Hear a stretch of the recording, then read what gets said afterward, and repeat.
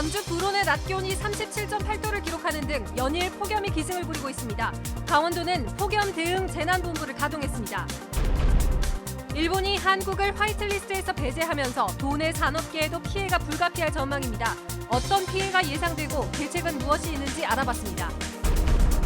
고랭지 묵값이 평년의 절반 수준으로 떨어지면서 출하를 포기하는 농가가 늘고 있습니다. 묵값 하락은 김장철까지 계속될 전망입니다. 대중교통 무료 혜택을 지하철이 있는 대도시 노인들만 누리고 있습니다. 버스 외에 대중교통이 없는 강원도에선 노인에게 별다른 교통 지원책이 없어 이동권 차별이라는 지적이 나오고 있습니다.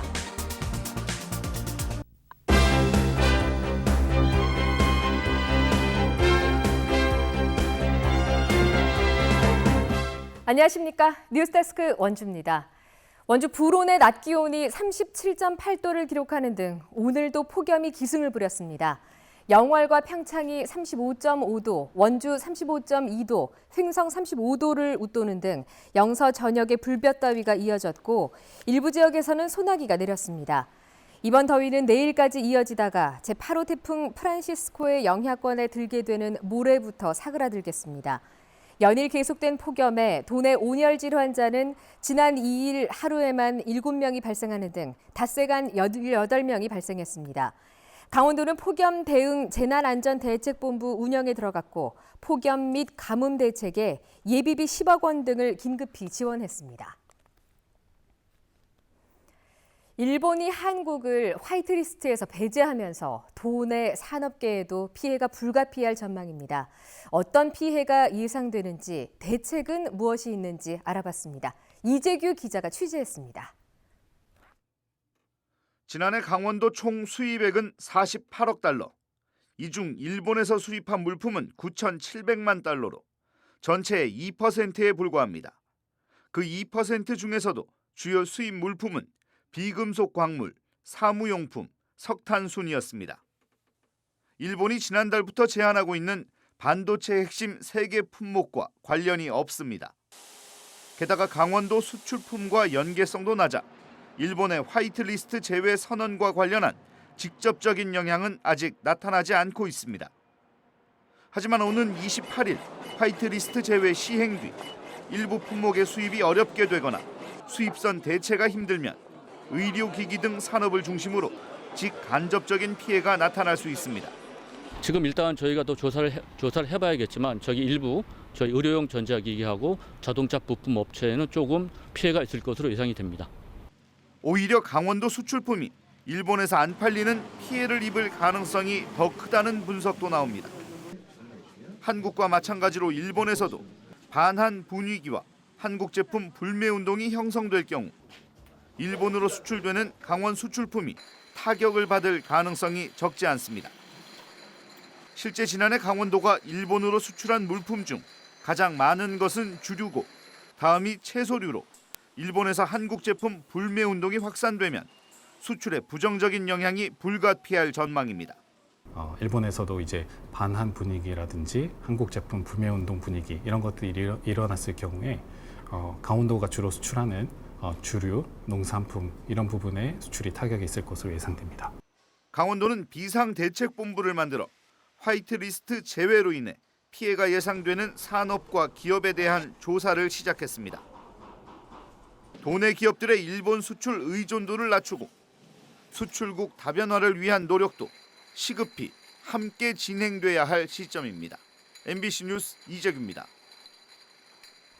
지난주부터 출하가 시작된 고랭지 무값이 급락하면서 농가들의 시름이 깊어지고 있습니다.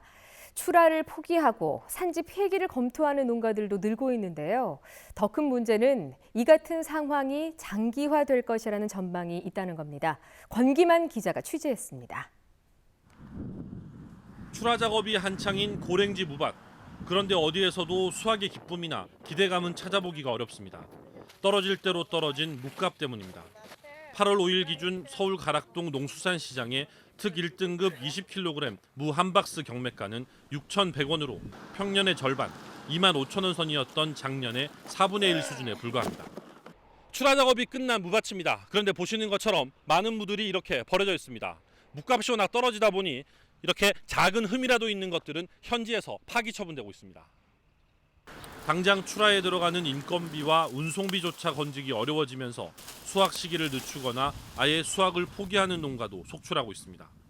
자체적으로 조금이나마 예산을 만들어서 자율 폐기를 할 계획으로 내일 모레 정도면은 아마 취합이 돼서 작년 묵값이 폭등하면서 올해 생산 농가가 늘었고 여기에 작황까지 좋아 봄에 생산된 저작무가 아직까지 출하되고 있기 때문입니다. 농민들은 민간 유통업체에만 의지하는 정부의 소극적인 수급 조절 정책에 분통을 터뜨리고 있습니다. 농민들한테는 도움이 되는 게 제가 봤을 때는 한 푼도 없어요. 그러면은 그 누구를 위한 그 유통공사 운영을 하는지 제가 이래 봤을 때는 그 중간 상인을 위한 유통공사지 농민을 위한 유통공사는 절대 아닙니다. 지금 상황에 전국 각지에서 생산되는 물량이 계속 쌓이다 보면 수요가 가장 많은 김장철까지 이 같은 가격 하락세가 이어질 수밖에 없어 농민들의 시름이 더욱 깊습니다. MBC 뉴스 권기만입니다. 지하철로 곳곳이 연결되어 있는 수도권은 65세 이상의 노인의 운임이 무료이다 보니 어르신들이 자유롭게 외출을 하시곤 하는데요. 하지만 강원도처럼 버스 이외 대중교통이 거의 없는 중소시군에선 이런 혜택을 누릴 수가 없어서 차별이라는 지적이 나옵니다. 이병선 기자입니다. 수도권 지하철 경강선의 종점인 여주역. 평일이지만 열차가 설 때마다 많은 사람이 오가는 곳입니다.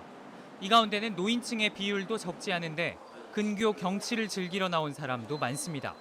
65세 이상 어르신들에게 발급되는 무료 승차 교통카드 덕분입니다. 정기적으로 쓰는 편이지, 많이 쓰는 편이지. 노후에 또 이렇게 그냥 무료로 다닐 수 있다는 것만 해도 얼마나 좋아. 반면 지하철이 없는 중소시군 지역은 이런 혜택을 아예 누릴 수 없습니다. 공영버스는 국가유공자 또는 장애인을 대상으로 요금을 면제하기도 하지만 노인층은 해당되지 않습니다. 여기는 어른들은 안 해주는 줄 알고 있어요. 좋지. 이뭐 좋지만은 뭐 해주면 좋지만은 뭐. 지난해 국회에서는 65세 이상 노인들의 버스 요금을 국가가 보조하는 노인복지법 개정안이 발의됐지만 해당 상임위를 통과하지 못해 1년 가까이 계류돼 있습니다. 강원도는 65세 이상 노인에게 시내버스 요금을 보조해주는 사례가 있는지 점검하겠다면서도 많은 예산이 들어가는 만큼 쉽지 않다는 입장입니다. 워낙 예산이 많이 들다 보니까 도가 순전히 어떤 예산을 확보해서 할 수는 없고요. 시군의 어떤 수요조사나 이런 것들도 선행이 돼야 되고요. 대도시 노인들이 누리는 기본적인 이동권을 상대적으로 소득이 낮은 중소시군 노인들은 누리지 못하고 있습니다. 어려운 사람부터 도와야 한다는 선택적 복지나 모두 동일하게 혜택을 주자는 보편적 복지, 어느 관점에서 보더라도 납득하기 어렵습니다. MBC 뉴스 이병선입니다. 강원도를 비롯해 전국적으로 오징어 어획량이 지난해보다 2배가량 크게 늘었습니다. 수산당국은 동해의 수온이 오징어 서식에 적합했기 때문으로 분석했습니다. 이용 기자가 보도합니다.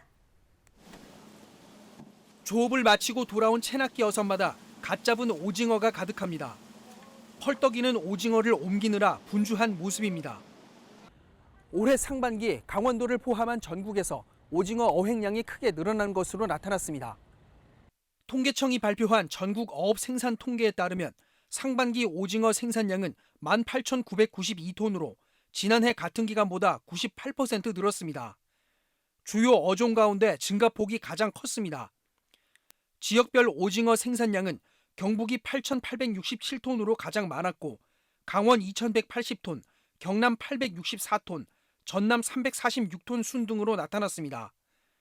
지역별 증가폭은 전남이 전년 대비 322% 늘었고 경남은 229%, 경북과 강원은 각각 136%, 75% 늘었습니다.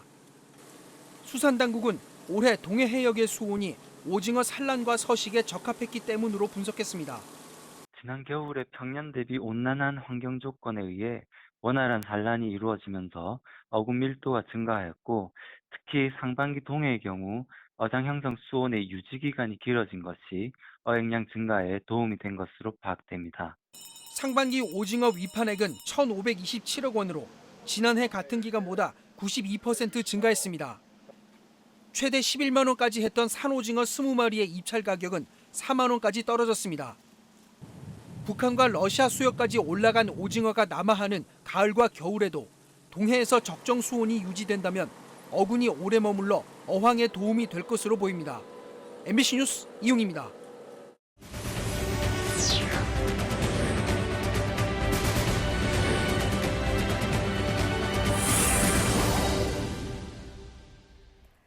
원격 진료를 핵심으로 하는 강원 헬스케어의 사업 공고가 이달 중에 발표될 전망입니다. 중소벤처기업부는 이달 중 사업을 공고할 예정이지만 강원도의 원격 진료가 확정 시행될 때까지는 최대 6개월이 소요될 것으로 예상했습니다. 한편 강원도는 대면 진료 원칙을 고수하며 원격 진료를 반대하고 있는 강원도 의사회와 충분한 협의를 통해 입장 차이를 줄이고 원격 진료를 빠른 시일 내에 시행하겠다고 밝혔습니다.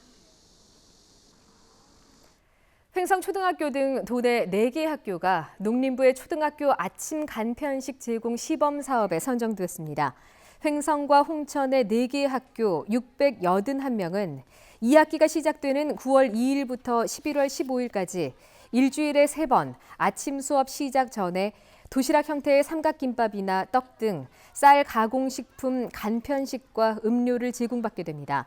강원도는 농촌 지역 조선과 다문화, 맞벌이 가정으로 결식률이 높다며 강원도형 아침 간편식 제공 모델을 만들어 전 시군에 확대 지원할 계획입니다. 뉴스데스크 원주를 마칩니다. 고맙습니다.